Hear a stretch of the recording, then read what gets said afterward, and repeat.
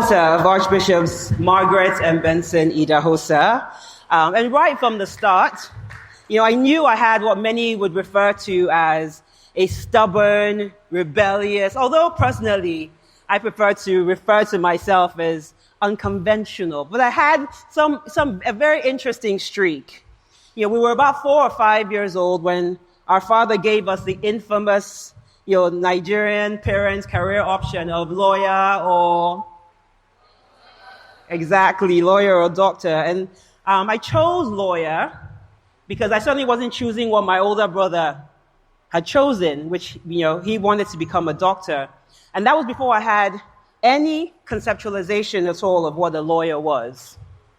It was this same rebellious, stubborn, unconventional streak that caused me to be labeled a troublemaker in school. I was that girl that asked too many questions that my teachers didn't have answers to. All the while I was flying my collar, I was shaving my hair, and I was watching my mother praying for my deliverance. In fact, the only reason why I picked up a basketball in primary 5 was because my father announced that we would all be going to a Christian university where he sat on the board of regents. The only way out, he told me, was that if you can find a way to fund your university, by yourself. So again, because I wanted to forge my own path, right? I wanted to find my own way. I picked up a basketball and I learned how to play.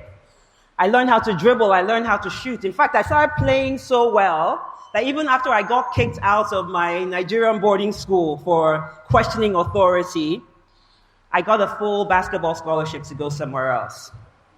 So it was that same gra way, that same willingness to stand when others were sitting, the willingness to sit when others were standing, that shaped the way that I moved through the world. It has shaped my worldview, my perspective, and what I see as my life's work, which is stretching tight shoes, making more space for people who are marginalized, right? Who don't feel as if they fit in. It is why I do the work that I do with my NGO, Pathfinders, where we're working with women who are survivors of sexual violence and sexual exploitation. It is what has empowered me to not just speak truth to power, but to speak truth to the seemingly powerless. I've walked into this space of helping others, guiding others also into awakening to their divine ability. So I'm here to talk to you about an awakened critical minority. First of all, I think it's important that we define those terms. The process of awakening is an energetic shift to a higher state of consciousness that leads to personal and interpersonal transformation. It is a remembering of your divine nature. On the other hand, the critical minority is a small group of committed people, and some research has shown that even just 10% of a populace amounts to a critical minority. But these are people who are unafraid to harness their divine nature. They're unafraid to express their creativity in a world that applauds majority thinking and inauthentic expression. The awakened critical minority, therefore, is a group of people that understand that it is an act of resistance when you show up as yourself, when you stand in your full power, when you unapologetically take up and own your own space, when you demand justice for the good of humanity. They understand that their greatest currency is what they do in the service of others. It is this awakened critical minority that will change the African continent because they are first and foremost awakened to their own divine nature. These are sentient beings who have mastered and they know how to channel their divine energy. They understand their identity. They have raised their consciousness. They have done the inner healing work, right? So they have transformed their wounds to innate wisdom. They have elevated from victim consciousness to creator consciousness. The awakened critical minority have integrated and they honor all the different parts of themselves and they move from their core driver, which is authenticity. They lead from a space of gratitude, of love and compassion. They understand the law of divine oneness and they strive to preserve the dignity of each person. You see, these are emotionally intelligent, self-aware, intellectual powerhouses who are cautious about the words that they speak into the atmosphere because they understand that as within, so without. They understand that as in imagination, so in manifestation. In other words, as Florence Shin would say, that there is nothing too great an accomplishment for the man or the woman who knows the power of their word and who follows their intuitive lead. They understand the law of perpetual transmutation of energy. They understand that by their words, they catapult the unseen into the seen, the unheard into the heard, and the unknown into the known. They understand that their divinity grants them access to supernatural solutions because they function from a reality of abundance, not from scarcity. It is from that place of grounded knowing, from that superconscious mind, that they are inspired, they are in spirit to speak their conviction into inspired action, to call the light out of the so-called dark continent. It is with this clear intention that they navigate the world as peacemaking light workers who guide other fellow Africans into awakening to their own divinity by raising their vibration to align to the truth of what already exists within them. In so doing, they transcend limitations because they are creative like God, and they create as God. Secondly, the awakened critical minority are visionaries who, rather than seeing the world the way that it is, they see the world as it should be. Because they are grounded in their own identity and understand who they are, they grapple with the constant misalignment of birthing their vision into an atmosphere of active resistance that is plagued with old-timers and naysayers who lack the political will to change the status quo. But as disruptors, they understand, as Frederick Douglass once said, that power concedes nothing without demand. And so they painstakingly craft the political will of their leadership so that the agenda starts to shape electoral platforms and political discourse. The awakened critical minority understand that they may have to reinvent themselves and that they can no longer serve as keyboard warriors who are in their rooms, in their schools, tweeting and retweeting and blogging. They understand that they cannot remain intellectual cowards. They understand that they must act. And so, empowered by this sense of righteous indignation, which is often accompanied by fear, they press into the courage of their convictions. They step into the arena because they understand that even if they fail, they at least fail daring greatly. They are the awakened critical minority. Thirdly, they understand that they cannot move our continent forward by leaving women behind.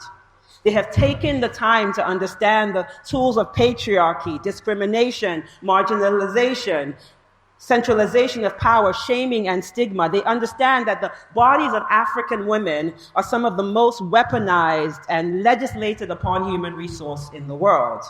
And so they work to dismantle these systems that were intentionally built to oppress, to disempower, and to relegate women to Diola room.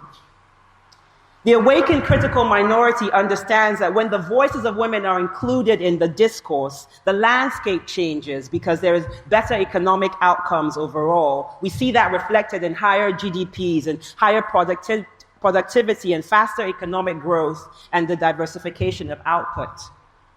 The awakened critical minority are not intimidated by, but they choose to partner with women, and they're committed to the collective decolonization of our voices because they understand that the capacity to transform Africa requires African solutions to African problems.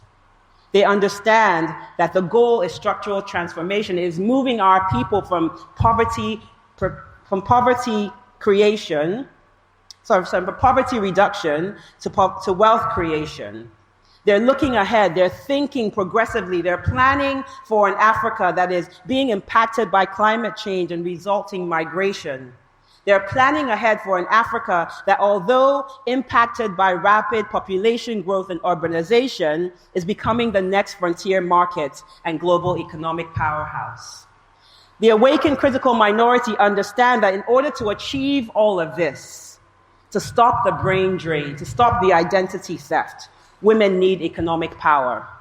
And so they understand that the liberation of women is not just their own liberation, but the liberation of practically every other demographic in African society. Finally, the awakened critical minority understand that in order to shift conventional thinking, they must find their tribe and be committed, consistent, and unrelenting in their stance against injustice. They are content with the fact that it is the love of our people, the love of our country, the love of our continent that compels them to call out injustice when they see it. They understand that both postures are not diametrically opposed. The awakened critical minority understand that there has been a full frontal assault on integrity, on credibility, on accountability, and that they must be willing to stand in the authenticity of their truth. They refuse to let blind people proofread their vision.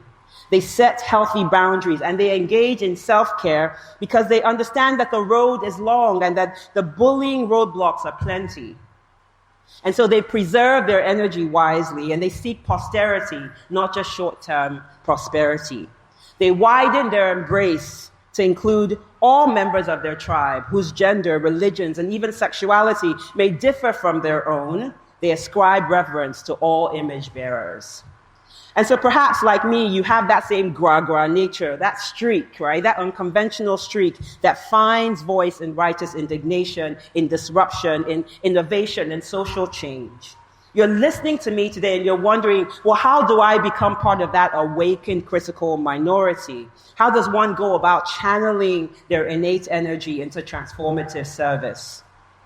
It all begins by remembering who you are, making conscious contact with your divine nature and becoming endued with the source from where you came. It means disrobing the subconscious programming and finding your way back to center, to the recognition of the fact that as the manifestation of God, your mere presence is a game changer. You must set a clear intention of transformation and service to our continent that aligns with your highest value, or what Napoleon Hill would refer to as your chief aim.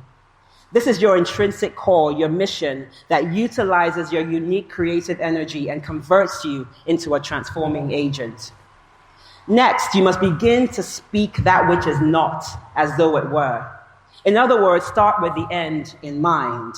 What is it that you carry that this continent needs?